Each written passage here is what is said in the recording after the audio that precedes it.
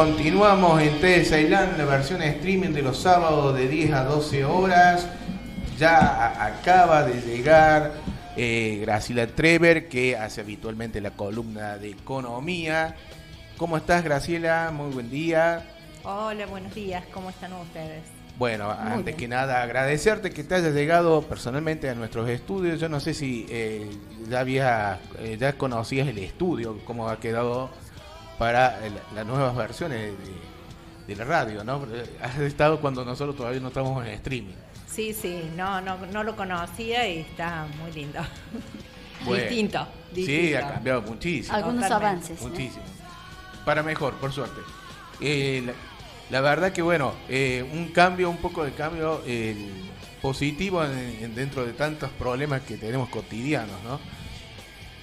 Bien, Graciela, ¿cómo estás? Queríamos empezar, habíamos quedado con algo pendiente porque el fin de semana pasado, el sábado, habíamos estado hablando mucho de economía nacional, porque obviamente, bueno, así lo amerita el día a día de nuestro país, pero habíamos quedado de que hoy íbamos a hablar el tema de cómo está la economía de la provincia de Córdoba. Bueno, alguito. Lo que pasa es que hay como un poco de tela para cortar. Lo que pasa es que la economía nacional no nos da tregua, la verdad. Claro, ¿verdad? Sí, a veces no nos da respiro. No es cierto, pero bueno, yo creo que las dos están, digamos, encadenadas, ¿no? Claro. Así que es muy difícil hablar de una sin el contexto de la otra.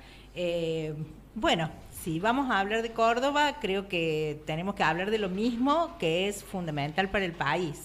Tenemos que hablar de la deuda, que es quizás la que explica muchos posicionamientos que por allí nos resulta difícil explicarnos, ¿no? de la, digamos, de la gobernación de Córdoba y de muchas provincias argentinas, ¿no? Claro. Que dependen fundamentalmente de los fondos que envía la nación, porque si uno, un tema es la deuda, la gran deuda que tiene la provincia de Córdoba. La provincia de Córdoba tiene 1.930 millones, es decir, 1.930.000 millones de dólares de deuda. De ellas, el 93% es deuda en moneda extranjera.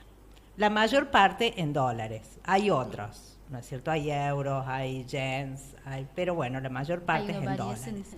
De ellos, 1.530.000.000, o sea, 1.530 millones vencen el año que viene. Es muy grande el monto. Exactamente. Prácticamente casi la totalidad, muy poca parte de la deuda, del resto de la deuda, es de mediano o de largo plazo.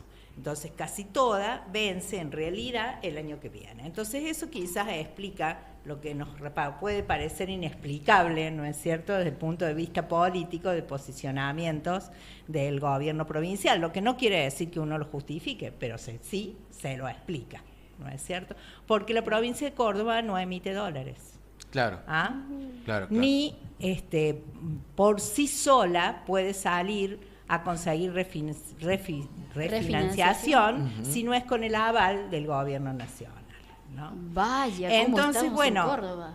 Ese es uno de los temas críticos, ¿no es cierto? Como lo es a nivel nacional. El problema crítico de la economía argentina es la deuda. ¿Y Córdoba no se salvó? No se salvó. Lo que pasa es que en Córdoba, a diferencia de la nación, que eso sí hay que reconocerlo, una parte de esa deuda ha tenido una materialización en obras concretas. Hay un pequeño Entonces allí se marca una diferencia en cierta forma, ¿no es cierto? A ver, la deuda no es una mala palabra. El problema es para qué se usa esa deuda, ¿no es cierto? Claro. La deuda del Estado Nacional no ha tenido prácticamente la del préstamo tomado por el presidente Macri en su momento de 44.000 millones de dólares.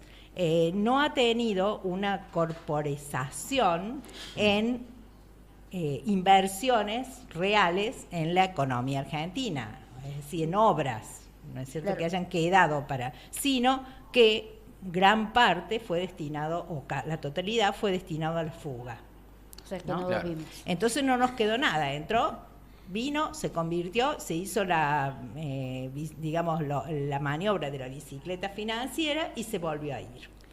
No, en esto En el caso de la provincia de Córdoba, yo diría que la mayoría de la deuda ha quedado corporizada en determinadas obras, ¿no es cierto? obras que ahora nos pueden dar Podríamos ingresos. evaluar si esas eran las obras que había que hacer con la deuda. Sí, Claro, ¿no es sí, cierto? sí, otro debate. Si ese es otro debate, pero Sí. por lo menos no es una deuda que haya quedado, que digamos que aquí a la sociedad no le haya quedado absolutamente nada. Con respecto a esta deuda en dólares, que me decís que es el grueso de la deuda de Córdoba, es un grave problema si sube el dólar también, ¿no? ¿Es así? Claro, sí, por supuesto que es un grave Se aumenta la problema. deuda, digamos. Por eso digo que muchos de los posicionamientos que tiene el gobierno provincial se pueden explicar a partir de este fuerte endeudamiento y su pronto vencimiento, ¿no? Porque bueno, tendrá que salir evidentemente a refinanciarlo para lo que necesite el aval del Estado Nacional, y por el otro lado depende de, digamos, la viabilidad de esa deuda depende de que la viabilidad de la refinanciación de esa deuda depende de que el riesgo país no se dispare totalmente, ¿no es cierto? Y que el dólar crezca poco o esté planchado. Claro, Entonces, bueno, por eso digo, no es en el afán de justificarlo, pero sí de comprenderlo, ¿no es cierto? De entender qué es lo que está pasando. Y bueno, los gobernadores gobiernan las provincias. Graciela, y con respecto a los recursos propios que tiene la provincia de Córdoba, estoy pensando en la recaudación, ¿no? Teniendo en cuenta que, bueno, hay crisis económica, la caída de actividad, bueno, los propios ciudadanos también, que aumentan las tarifas, se le hace cada día más difícil hasta pagar una boleta de luz, por ejemplo. ¿Cómo está la recaudación impositiva? Bueno, mira, la recaudación impositiva de Córdoba no dispara, no se aleja de lo que tradicionalmente ha sido el tema de la recaudación de Córdoba. El 40% de los fondos recaudados en Córdoba son propios. El 60% proviene de remesas o de la coparticipación nacional. Claro. Obviamente eso ya de por ya decirlo es un condicionante, Claro. ¿verdad? Por el otro lado, dentro de los fondos propios, el principal origen de la recaudación es el impuesto a los ingresos brutos, que es un impuesto que está directamente enfocado al consumo. Claro. Si el consumo está a la baja o está planchado o se mantiene deprimido en función de la política recesiva de este gobierno nacional, evidentemente la recaudación del principal impuesto de la provincia que digamos recae sobre los consumos evidentemente se resiente, ¿no es cierto? Así que bueno, ese es el panorama. A ver, el impuesto inmobiliario, sobre todo el impuesto inmobiliario al agro, ¿no es cierto?, que debiera ser de importante recaudación y que uno podría decir es el impuesto más redistributivo porque es el que hace a la riqueza, está muy reducido y tiene la misma recaudación que, por ejemplo, el impuesto a los sellos. O sea que en realidad la recaudación de la provincia depende casi exclusivamente del impuesto a los ingresos brutos. En época recesiva, evidentemente, se resiente la recaudación. Así está la situación de Córdoba. Esa es la situación de Córdoba porque está inscripta en la situación del país, ¿no? O sea que ocurre exactamente lo mismo. Lo que pasa que en el país hay otros instrumentos que van a fortalecer la recaudación, como por ejemplo las leyes excepcionales de blanqueo, ¿no es cierto?, o de cobro anticipado del impuesto a los bienes personales, que en estos meses le están dando un impulso a la recaudación. El año pasado fue el impuesto país el que explicó la mayor parte de la recaudación argentina. Aún así, la recaudación nacional también pivotea sobre los impuestos al consumo, ¿no? fuertemente sobre el impuesto al valor agregado y sobre un impuesto que en todo el mundo es redistributivo, pero que en Argentina, debido a su implementación, es un impuesto regresivo, que es el impuesto a las rentas, digamos a las ganancias, se llama las ganancias entre comillas, ¿no? Pero es a los ingresos, y que lo restauró este gobierno, que es el impuesto a los ingresos de los asalariados. O sea, de los trabajadores. De los trabajadores. Exactamente, porque el impuesto a la ganancia es el impuesto más redistributivo de los sistemas tributarios, pero depende cómo se instrumente, ¿no es cierto? Nuestro impuesto a las ganancias tiene dos partes, un impuesto a las personas y otro impuesto a las empresas. El impuesto a las empresas es un impuesto proporcional, el impuesto a las personas es un impuesto progresivo. ¿Qué quiere decir eso? Que es proporcional quiere decir que hay una sola tasa, ¿ah? Para que sea más fácil. Que, o sea, una empresa gana 100, bueno, el impuesto a las ganancias de esa empresa es el 35%, supongamos. El impuesto a las personas tiene una escala en el que va cambiando la alícuota según los ingresos que tengan esas personas.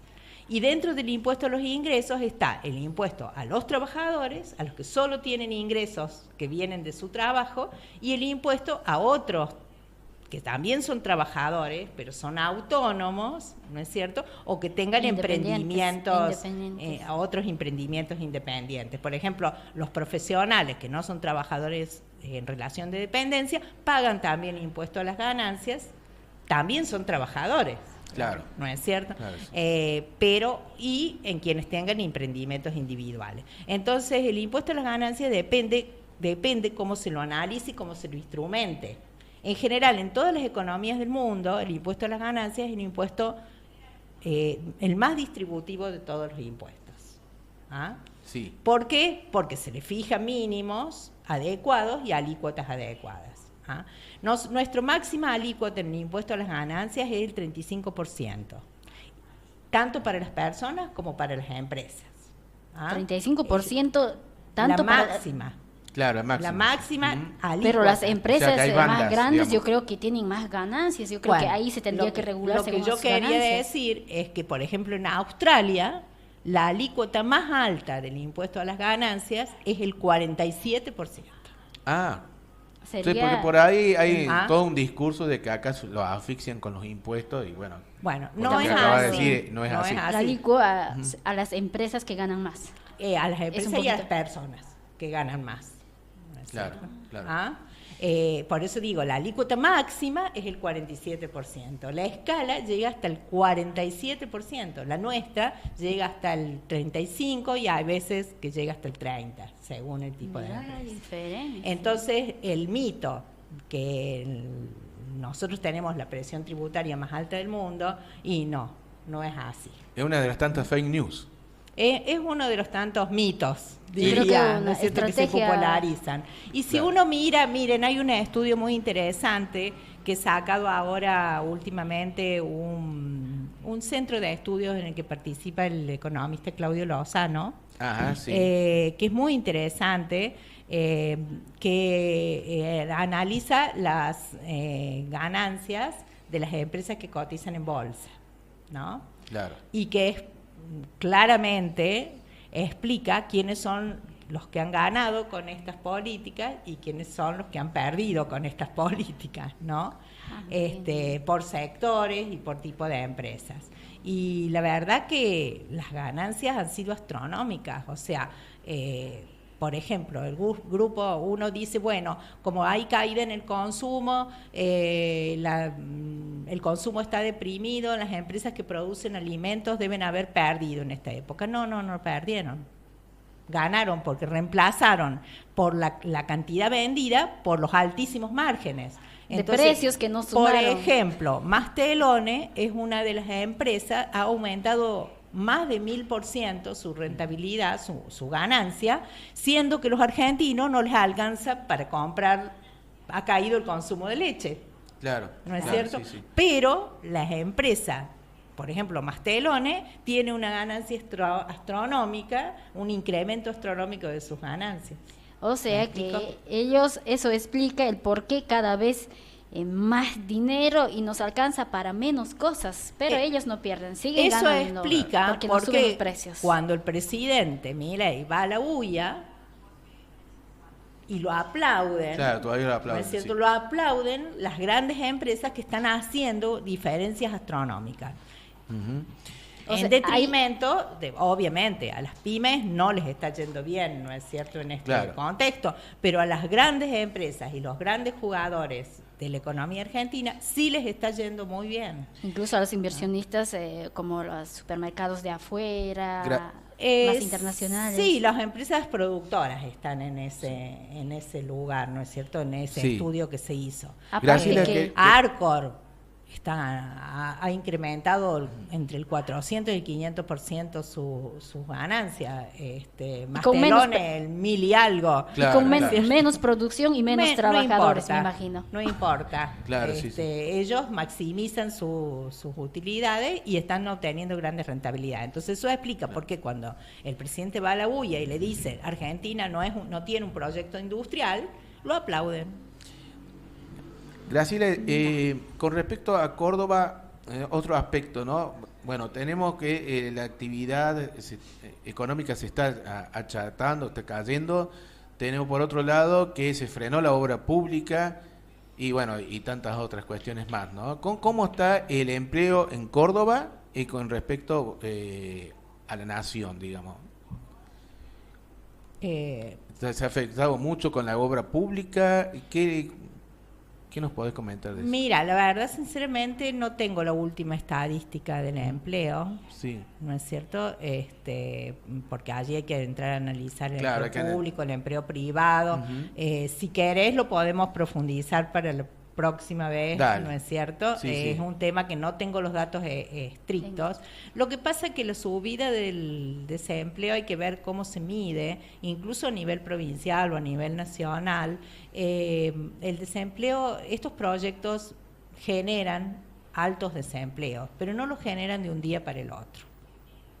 No creamos que de un día para el otro el desempleo va a llegar a cifras muy elevadas, porque ese comportamiento tiene un comportamiento de deslizamiento. Claro. Es Gradualmente. igual que lo que ocurre con las pequeñas y medianas empresas. O sea, el consumo está deprimido, sí, las pequeñas y medianas empresas están cerrando, sí, pero en ese contexto siempre hay quienes les va bien y quienes les va mal, aunque sea transitoriamente. Me explico. A ver, en el consumo se van reemplazando bienes y servicios, ¿no es cierto? Así como en el supermercado, uno va al supermercado y en vez de comprar, no sé, la campañola, decide comprar Arcor, o decide comprar Orieta en Claro. el dulce. Sí, sí, sí. Bueno, lo mismo ocurre en el resto de los consumos. ¿Me explico? Entonces, quizás quien produce muebles de alta para un De más calidad. de más calidad y más precio es reemplazado por los sectores medios, sobre todo medios bajos, por otros productores que hacen el producto de un poco menor calidad y un poco menor precio. Entonces, esa evolución es por goteo. Claro. Mira. Por Claro, eso el gobierno del presidente Menem duró 10 años y al final terminó con un desempleo de casi el 25%. Claro, sí, sí. Pero eso se produjo a lo largo de 10 años, eso no se produjo en el primer año y los primeros meses. Se va socavando. Entonces, el paulatinamente. proceso es un proceso largo, ¿no es cierto? Es una caída de desempleo gradualmente, prácticamente. Exacto, que se refleja en las cifras Como de tiempo. desempleo gradualmente y lentamente. Mira, lo que se nos espera todavía. Por eso entonces. cuando nosotros decimos, a ver, esto no es algo que va a terminar rápidamente, salvo que ocurra algún Un milagro. algún movimiento sísmico, ¿no es cierto? Como Además que tiene que haber alguien se que va- quiera eso hacer. Claro, se va produciendo en la sociedad los cambios y se van generando los efectos con bastante lentitud, ¿no es cierto? Entonces, por goteo. Entonces, bueno, Ese es el tema, ¿no? Por ahí mucha gente dice, bueno, pero esto, ¿cuándo va a terminar? Que termine rápido. Y la verdad, no soy tan optimista en ese sentido, ¿no? Claro. Y si, aparte, si además el pueblo podría seguir eligiendo en los siguientes años un presidente que tenga ese mismo proyecto político para la nación, qué peor todavía podría seguir siendo.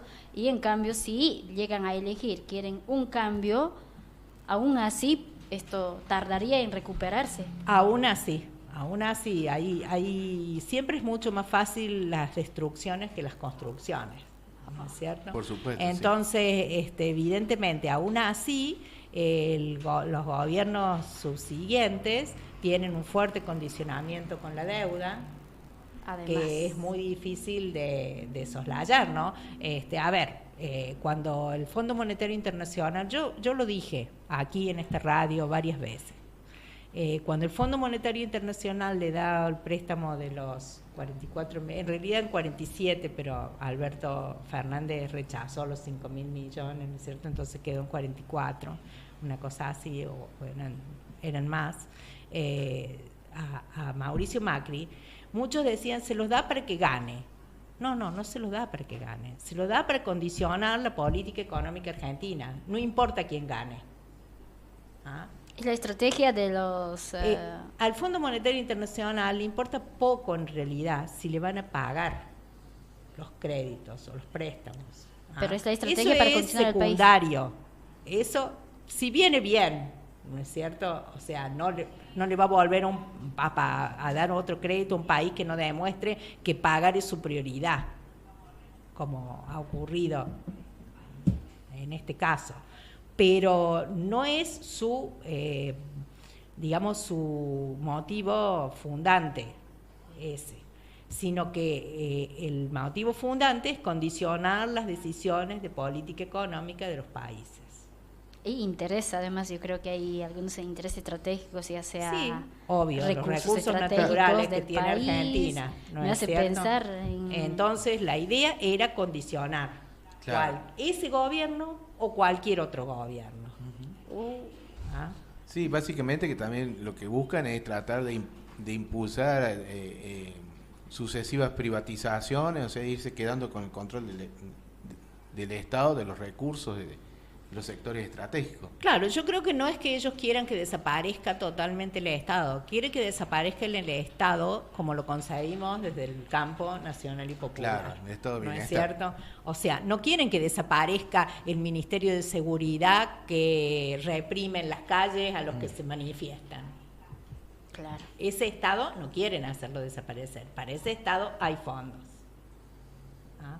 No hay fondos para el Estado que nosotros concebimos, no hay fondos para que siga habiendo moratorias para que se jubilen las personas que no tienen aportes y que nunca van a poder jubilarse porque la moratoria termina el 30 de marzo, ¿no es cierto? Es no una hay estrategia... fondos para la salud, para que darle a los enfermos de cáncer que no pueden acceder a medicamentos costosísimos. No hay fondos para el Hospital Garraham, que atiende a quien no puede pagar una salud privada de calidad. No hay fondos para la universidad, porque es la que forma o le da pie al espíritu crítico, ¿no es cierto?, en la Argentina. Si bien...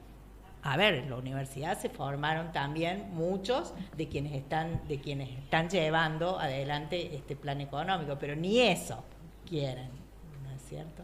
Entonces, evidentemente no hay fondos para un Estado como lo concebimos desde el ámbito nacional y popular. Sí hay fondos para el Estado como lo conciben desde el punto de vista del neoliberalismo o de los...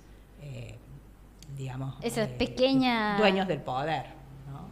Dueños de poder. Ahí cuando decimos dueños de poder hablamos del poder económico. Del poder económico hablamos. Muy unos cuantos. Exactamente. Bueno, cuando hablamos del poder económico, que ellos ya tienen un poder, esto creo que varias veces he preguntado a algunos referentes políticos muy importantes, si ellos ya tienen el poder económico, un gran poder real ya tienen, si nosotros, el pueblo, no estamos, no debemos, está mal querer tener un poder político, pero absolutamente para el pueblo, cosa que podamos negociar con los que tienen ya el poder económico, llegar a un equilibrio.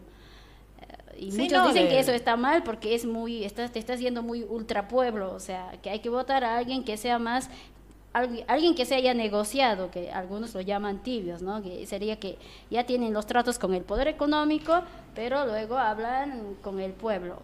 O sea, vamos a votar a alguien que ya viene negociado. ¿Y qué vamos a negociar si ya está negociado? Estamos hablando de la existencia o no la existencia de la Avenida del Medio.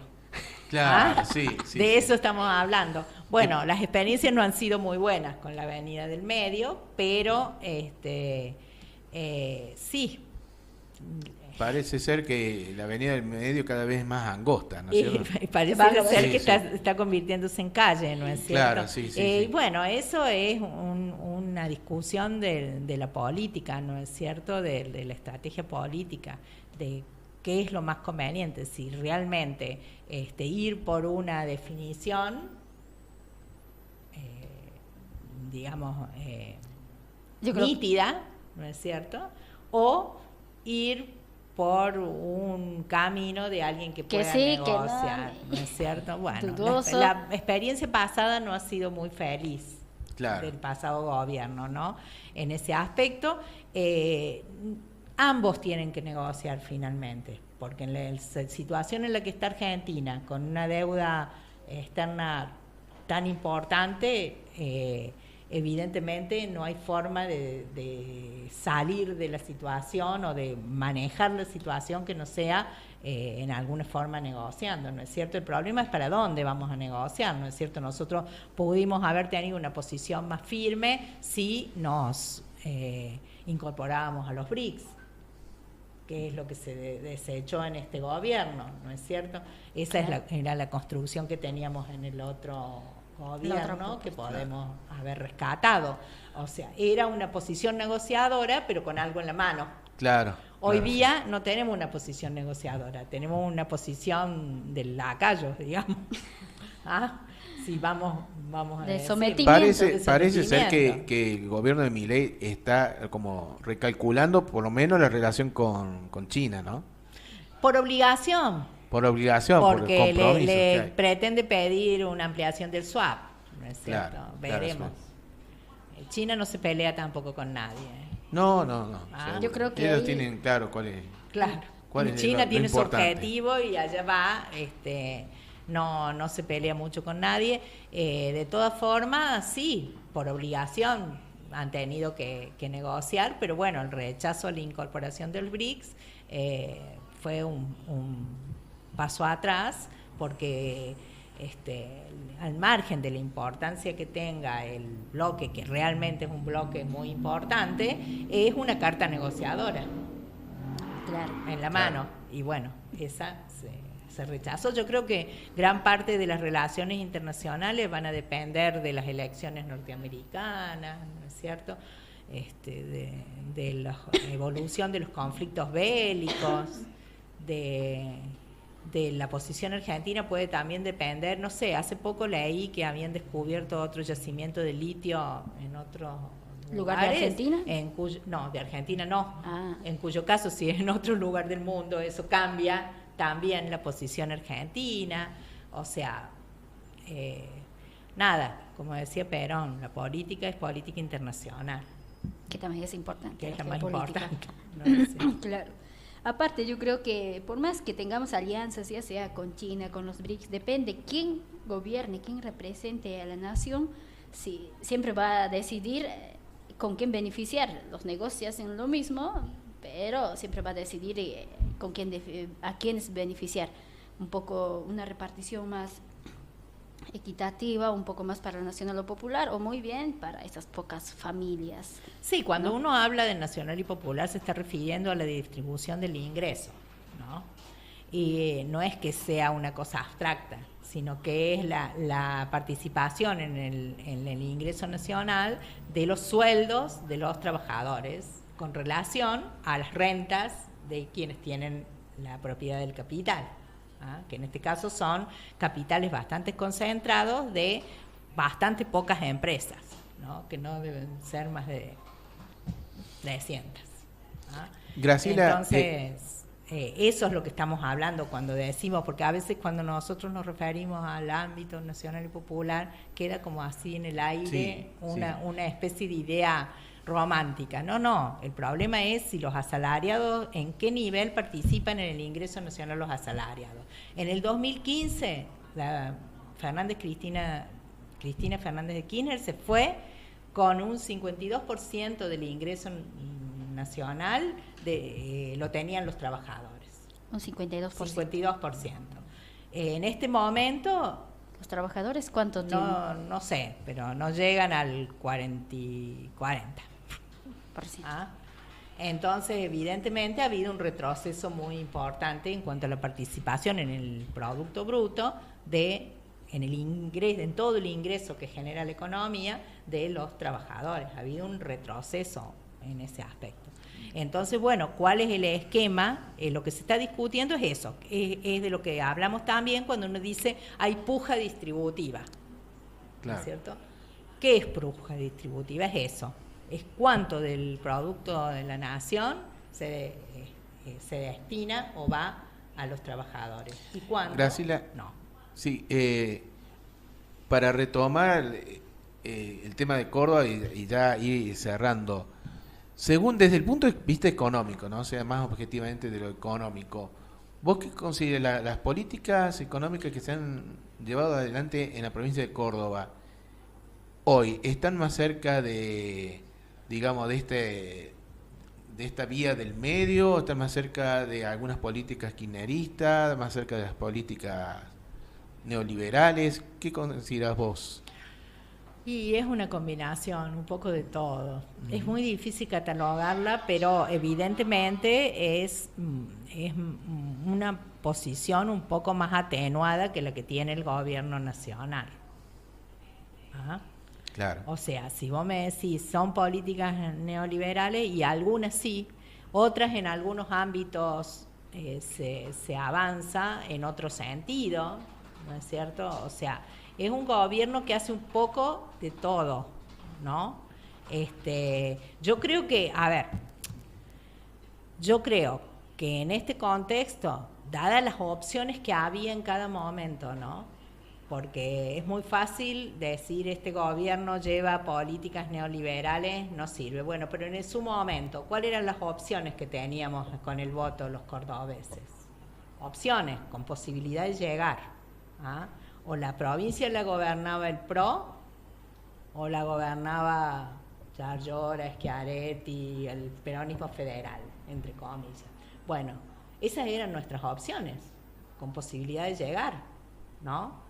Entonces, no sé ustedes, o no sé el resto de los que somos más afines al campo nacional y popular, que no sea la avenida del medio, pero claro, si yo tengo esas opciones, prefiero que la provincia la gobierne por lo menos un gobierno como el que tenemos hoy, y no que la gobierne Luis Juez o de Loredo en representación del PRO. Claro, sí, sí. O sea, lamentablemente la política se va haciendo en función de las opciones existentes, con posibilidades de llegar a gobernar. Y bueno, o sea, es lo que hubiéramos elegido en abstracto y no. Posiblemente este no es el camino que quisiéramos para nuestra provincia ni para el país. Pero bueno, no tenemos posibilidad de elegir entre lo que no está en la estantería, digamos. Graciela, te agradecemos mucho tu participación en TED Ceilán.